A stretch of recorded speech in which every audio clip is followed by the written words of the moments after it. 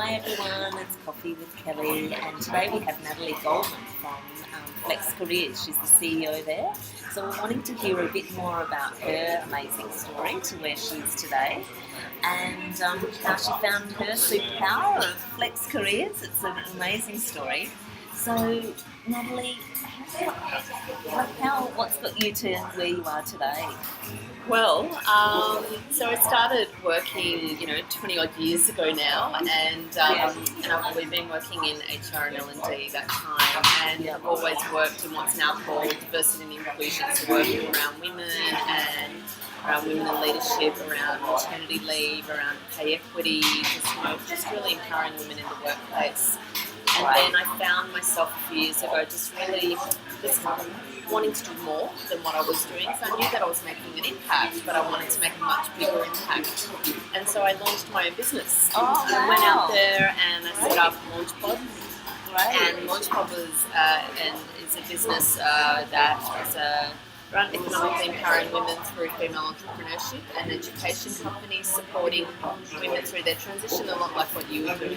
And it really was an exciting business to be part of because I was really impacting so many women, not just here locally in Sydney, but across Australia and the world. So again, somewhat like what you were doing. And through all of that, I got to have some great experiences and work with some great organisations and from organisations like Springboard and Blue Chili and Vestival and other hubs as well. And then more and more experience in that. But then what I found was, as I was going through that, someone reached out to me. These two lovely co-founders from a company called FlexCareers. So Marco Navarro and John McInnes tapped me on the shoulder last year and said, "We've seen what you're doing. You're making a really big impact.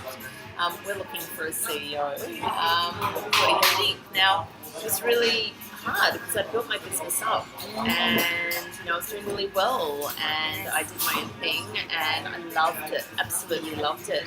But I also knew that they had a technology platform, which is not what I was doing. I was more an education program and company, and I knew that I could make a much bigger splash, much bigger impact by working with them. And having the experience in both the entrepreneur as well as the corporate experience gave me a very unique opportunity to go into a business like FlexCareers, where all our clients predominantly are corporates, and dealing with heads of HR, heads of diversity and inclusion, heads of L&D across Australia. And so after it took about 3 or 4 months to actually make the decision, but then in the end, I made the decision to join them and I could not be happier. I haven't looked back. Brilliant. It was the right thing that I needed to do. Very lucky to have you two with us. That's fantastic. Yeah, because your really story thrilled. throughout of it is like that you've lived FlexCareers. Yeah, well, we were talking about that. It's so What true because having 2 children and juggling work and family, and whilst women are still the primary caregivers, it's a conscious decision being made for me and something that I wanted to be around with my kids, but also wanted to work. Highly ambitious and driven. So how do you do both? Yeah,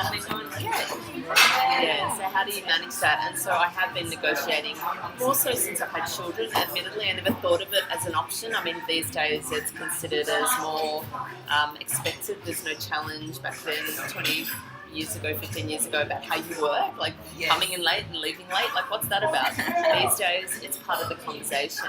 And so for me, I've been living it. And I think that's the other reason why they tap me on the shoulder, because now when I go in to see clients, I think I was just sharing the story with you yesterday that I was sitting there doing the online shop waiting for a client to come in and they saw me and I was like, a multitask, as we know. Exactly, so I saved my shop and finished it off later.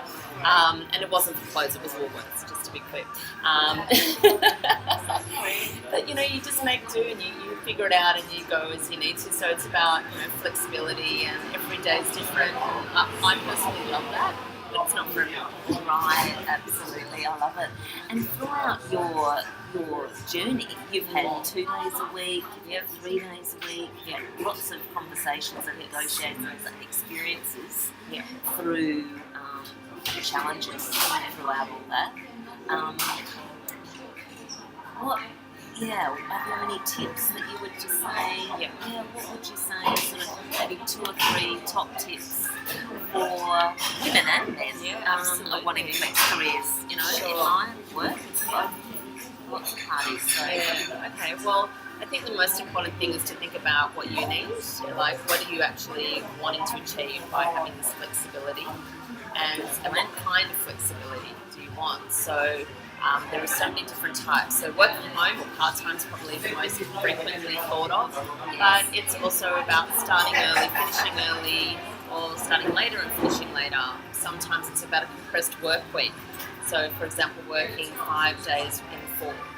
Yes, and having longer days on those 4. Sometimes there's a fluidity to it. So my flexibility is very informal. So I don't say I work from home on this day and this day and these days I'm going late or whatever.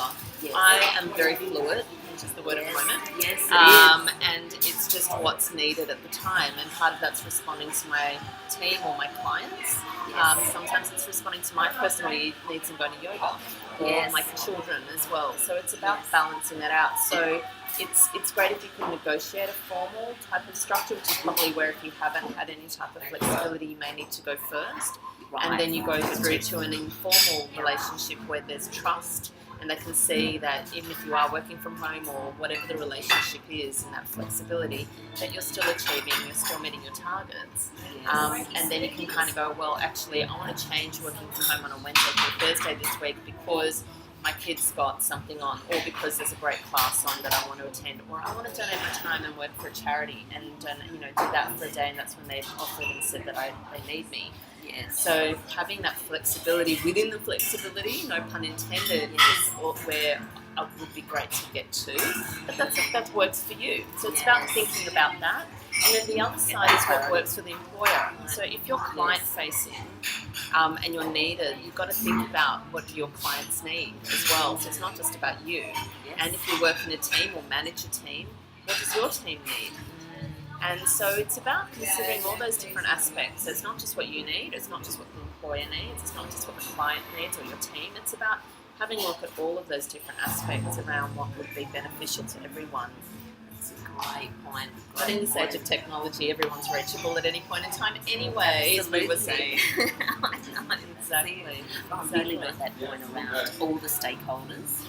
I think that's really, really critical. We can get it clear and get it really clear. I love that. And also building that trust, because it is around achieving the objectives, how you achieve them. Can be flex or fluid and building that trust. I think that's a really good point, and having that formal arrangement, which is great.